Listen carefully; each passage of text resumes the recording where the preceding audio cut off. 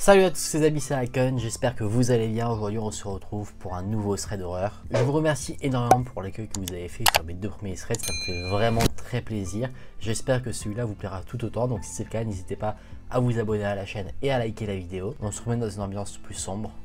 Dans ce premier récit, on va suivre l'histoire de Marie qui est en couple avec son petit copain depuis un moment. Elle passe une soirée tranquillement chez lui et ses parents. Les parents de son petit copain vivent dans un endroit plutôt calme, il ne se passe pas grand chose, il n'y a que les voitures qui passent qui peuvent produire un son plutôt dérangeant, mais sinon il n'y a aucune nuisance sonore. Il est aux alentours de 11 h du soir quand Marie est en train de faire un petit FaceTime avec son frère qu'elle n'avait pas eu depuis longtemps. Elle est dans la chambre de son petit ami pendant que lui est avec ses parents dans le salon. L'ordinateur de Marie est resté ouvert sur le bureau alors qu'elle pensait l'avoir fermé. Vous allez voir, ça a son importance. Donc Marie est tranquillement en train de faire un FaceTime avec son frère au moment où elle entend une sorte de petit coup qui toque à côté d'elle. Elle pense que le son vient de la porte, mais elle n'y prête pas forcément attention. Elle se dit c'est peut-être les parents de son copain ou son copain qui ont tapé sur la porte sans faire exprès, donc elle n'y prête pas attention. Quelques minutes plus tard, elle réentend ce même petit coup sur la porte et elle décide du coup d'aller voir. Elle pose son téléphone et se dirige vers la porte. Elle ouvre la porte et elle se rend compte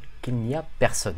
Curieuse, Marie se décide d'aller demander à son petit ami et à ses parents si c'est eux qui sont aller toquer à la porte de la chambre et les parents répondent que bah non, eux ils ont rien fait. Marie commence un peu à flipper et se dit il y a peut-être quelqu'un dans la maison. Ils retournent tous dans la chambre où Marie a entendu les bruits et là le téléphone de Marie a disparu. Marie, son petit ami et les parents du petit ami foncent à l'extérieur de la maison et retrouvent sur leur propriété le téléphone de Marie éteint. Marie récupère son téléphone et rappelle son frère pour voir ce qu'il a vu parce que quand elle est partie précédemment pour demander qui toquait à la porte, elle n'avait pas arrêté le FaceTime avec son frère, donc son frère avait possiblement vu en fait ce qu'il s'était passé. Et effectivement, il a vu ce qui s'est passé.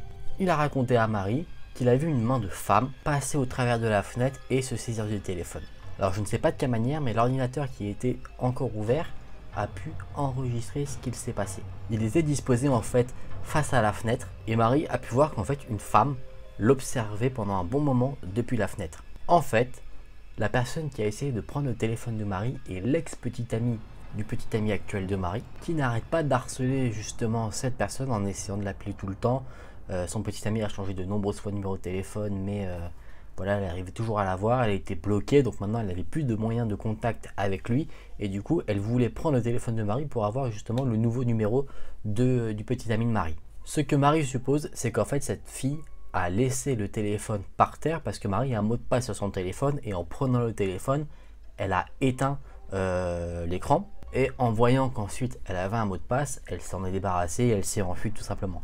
Marie n'a aucune preuve bien sûr que c'est cette personne-là qui a voulu voler le téléphone, ça peut être totalement quelqu'un d'autre, mais c'est sa supposition à elle. Bon, Marie a eu de la chance sur ce coup-là, je crois qu'il y a des histoires qui sont terminées de manière un peu dramatique. Finalement, sur cette histoire, si c'est effectivement cet ex-petit ami qui a voulu voler le téléphone, on va dire qu'il y a eu peut-être plus de peur que de mal. Mais par contre, si c'est quelqu'un de totalement inconnu, alors là, Marie avait peut-être du souci à se faire. Et a peut-être évité du coup quelque chose de très grave. Dans ce second récit, on va découvrir l'histoire de Manon. Manon vit dans un complexe d'appartements au rez-de-chaussée, dans un quartier où il ne se passe rien d'extraordinaire, ça reste assez calme. Et elle a fait la rencontre d'un voisin qui a été plutôt étrange de par ses agissements. Elle a eu l'occasion de lui parler à de nombreuses reprises. Il avait l'air d'être quelqu'un de très sympathique. Et d'ailleurs, vu qu'ils étaient voisins, ils se sont échangés leurs numéros au cas où que l'un d'entre eux avait un problème à un moment donné. On va appeler ce voisin Jerry. Jerry, il envoie occasionnellement des messages à Manon pour lui demander si elle veut passer une petite soirée à jouer aux jeux vidéo, à regarder des films, etc. Manon, elle refuse, c'est pas son genre de truc, du coup elle lui dit toujours que non, elle peut pas et qu'elle a du travail à faire, ce qui est vrai. Jerry, il est assez insistant sur ce truc-là, mais Manon se dit bon, je laisse couler. Plusieurs mois passent et Jerry trouve Manon sur les réseaux sociaux et il l'ajoute. Et c'est à partir de ce moment-là que les choses deviennent de plus en plus dérangeantes.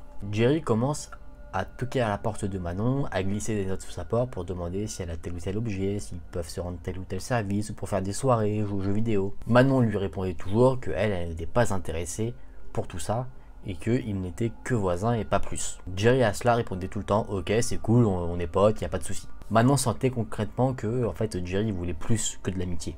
Jerry continue d'essayer de contacter Manon. Manon, elle, au bout d'un moment, elle arrête de répondre.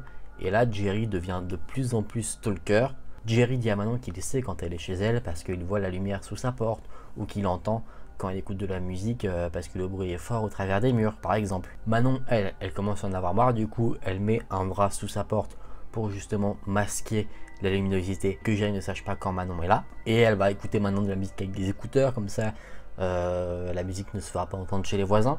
Et en plus elle essaye d'éviter toute confrontation avec lui, c'est-à-dire se retrouver dans l'ascenseur, elle essaie vraiment de l'éviter au maximum.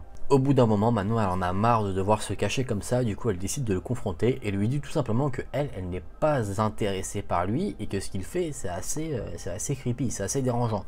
Bien sûr Jerry il le prend mal, mais il continue quand même. Il va toujours laisser des notes en disant à quel point il l'aime. En fait, Jerry s'imaginait être en couple avec Manon alors que pas du tout, il s'était juste parlé en fait 5 fois maximum. Bon, Manon elle laisse couler, mais Jerry continue lui à lui envoyer des textos, à les glisser des notes sous sa porte. Et au bout d'un moment, Manon elle a rencontré quelqu'un avec qui elle se sent bien, voilà, elle commence à se mettre en couple avec cette personne et elle en a marre de ce que fait Jerry, du coup elle le bloque. Elle se dit ça y est, j'ai déjà mis des barrières avec Jerry, il me saoule, bloqué, c'est fini, on n'en parle plus. Donc le temps a passé et Manon en fait elle écoutait à sa porte pour voir si Jerry passait dans le couloir ou quoi que ce soit, ou s'il était dans le coin, pour justement éviter de le croiser. Et en plus de ça, elle devait commencer à gérer aussi une sorte de voyeur qu'elle avait remarqué, on y viendra après, et elle est persuadée que c'est Jerry. Elle s'est renseignée et elle s'est rendue compte qu'en fait Jerry était parti depuis 2-3 mois du complexe d'appartements. Il a un solide alibi concernant le voyeurisme dont Manon a fait les frais, et c'est là que vient pour Manon un nouveau problème. Elle avait un voisin creepy, maintenant elle a une autre personne qui commence à s'en prendre à elle. Concernant ce voyeur, en fait Manon a remarqué qu'elle était observée par sa fenêtre, elle distinguait une ombre noire, surtout quand elle était seule chez elle la nuit et qu'elle avait les lumières allumées. Elle a déjà appelé la police 4 fois et la police n'a jamais rien remarqué de suspect. La première fois que Manon a cru apercevoir quelqu'un qui la regardait, elle rentrait d'une longue journée de travail et au bout de 10 minutes, à partir du moment où elle était rentrée, elle a vu une sorte de figure sombre au travers de la fenêtre. La forme ne bougeait pas et Manon est restée sur place totalement figée pendant au moins 5 minutes et pendant tout ce temps-là, la forme ne faisait aucun mouvement. Après ça, Manon a fermé ses volets et puis elle s'est dit que c'était quelque chose que c'était rien, tout simplement. Des autres fois, ça s'est passé de manière plutôt similaire. La seule chose qu'elle remarquait en fait, c'est que ses stores, ses volets, en fait étaient plus ouverts quand elle revenait du travail que quand elle partait le matin. Ce qui laisse supposer qu'en fait la personne qui l'a regardée de dehors ouvrait les volets de l'extérieur. Manon a tellement peur de cette situation que maintenant elle laisse ses volets fermés tout le temps. Et on la comprend plutôt bien. Manon elle a l'impression de remarquer qu'en fait la personne qui la regarde, parce qu'elle se dit c'est sûr que maintenant il y a quelqu'un, a une sorte d'habitude, de mode opératoire de ses agissements. Par exemple, la personne va toquer plusieurs fois sur la fenêtre, mais surtout quand il est tard le soir, que Manon est seule et qu'elle laisse ses lumières allumées. Ce qui rend la chose d'autant plus creepy parce que c'est-à-dire que la personne n'a pas honte de se faire voir. Une nouvelle fois, elle a remarqué une lumière de lampe au travers de sa fenêtre qui était immobile pendant 10 minutes. Elle a entendu aussi des bruits de personnes, pas qui toquent à la fenêtre, mais comme si on touchait à la fenêtre. Comme si on essayait de l'ouvrir, vous voyez ce que je veux dire? Manon est persuadée que c'est quelqu'un parce qu'elle vit, comme je l'ai dit au début, dans un quartier super calme. On ne peut entendre que les voitures qui passent et ce n'est pas un quartier passant forcément, donc ça peut pas être quelque chose de normal. Manon, elle en a marre parce qu'elle se dit elle vient de gérer un voisin qui était déjà relou et là maintenant elle doit gérer un voyeur. Elle en peut plus. D'où le fait qu'elle appelle aussi la police. La police, pour être sûr que tout va bien ou au pire des cas attraper quelqu'un de malveillant, a placé une caméra pour justement essayer de discerner quelque chose. La caméra est restée installée 5 jours. Donc la police s'est dit bon bah on va enlever la caméra, il ne s'est rien passé de spécifique, mais on va regarder bien sûr l'enregistrement pour voir si la caméra n'aurait pas relevé quelque chose. Et là, la caméra a bien enregistré quelque chose de très dérangeant. La caméra a enregistré l'homme que Manon a vu. L'homme avait entrouvert les volets de Manon. Il regardait à l'intérieur de l'appartement et il faisait des choses pas très reluisantes. J'ai pas besoin de vous faire un dessin, vous comprendrez.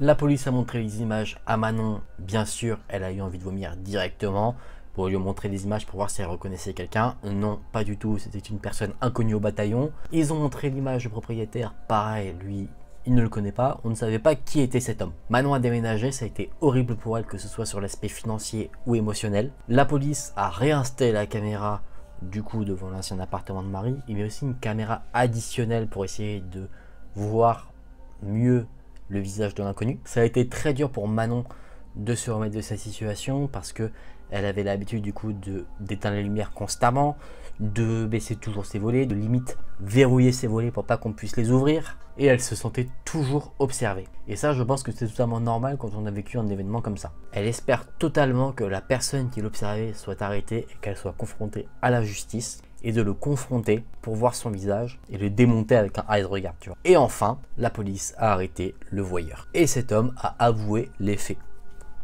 Génial. En fait, cette personne était un inconnu.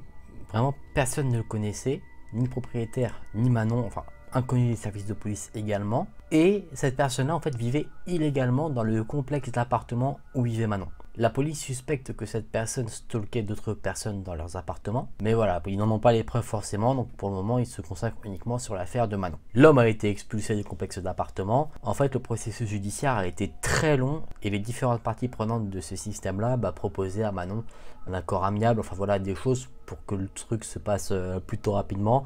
Mais Manon, elle a toujours refusé, elle voulait absolument, en fait, que cette personne-là ait un casier judiciaire et que ce soit affiché au grand public que cette personne-là était un stalker, elle a été condamnée pour ça. Le temps a passé, Manon maintenant dort bien, elle a réussi à faire une thérapie et du coup elle se sent beaucoup mieux maintenant, elle stresse plus comme elle pouvait stresser à la suite de cette affaire et elle a eu la curiosité en fait de rechercher le nom de la personne qui l'a stalké sur internet et ce qu'elle a vu, c'est fou. La personne qui l'a stalké a été arrêtée de nouveau plusieurs fois après toute cette affaire parce qu'il refaisait en fait ses actes malsains avec d'autres personnes. Il ne s'est jamais arrêté. Ça c'est fou. Après je sais pas si c'est qu'aux États-Unis la peine de prison pour ce genre d'action est faible et que du coup ils font 1 an et puis après ils peuvent recommencer. On ne sait pas ce qu'il pourrait faire comme action s'il arrivait même à rentrer dans l'appartement ou s'il se contente entre guillemets que de voyeurisme. Mais ça c'est quelque chose quand même d'assez dingue. Je sais pas si on a ce même problème en France. Bon les amis, on va se remettre dans une ambiance un peu plus joyeuse maintenant. Encore 2 beaux traits qui nous montrent qu'on n'est pas forcément en sécurité chez soi. Hein. Faut vivre dehors, hein, c'est peut-être ça la solution. Hein. Quoique non, je vais vous trouver des traits où dehors ça se passe pas bien non plus. J'espère que cette vidéo thread vous aura plu. Si c'est le cas, n'hésitez pas à vous abonner à la chaîne et à liker la vidéo. Dites-moi en commentaire si vous voulez que j'en fasse d'autres et si vous avez éventuellement des sujets que vous souhaiteriez que je traite. J'ai déjà une petite idée sur un domaine que j'aimerais bien aborder. Nous on se retrouve très vite dans une prochaine vidéo. Salut!